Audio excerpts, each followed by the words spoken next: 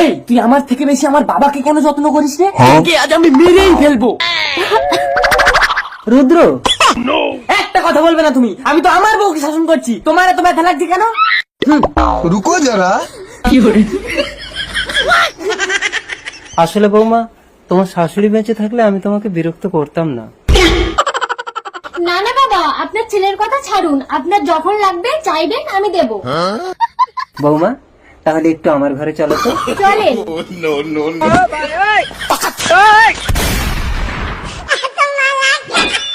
দুটোকেই আজ শেষ করে দেবো। না বাবা, লাগাবো না, আপনার ছেলে জানতে পারলে আমাকে মেরে ফেলবে।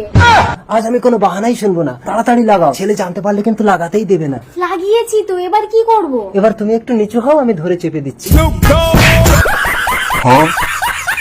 বৌমা, আরেকবার আঙুলে ভালো করে লাগিয়ে একটু চাপ দাও তো। আরে তুমি একটু নিচু হও, আমি ধরে চেপে দিচ্ছি।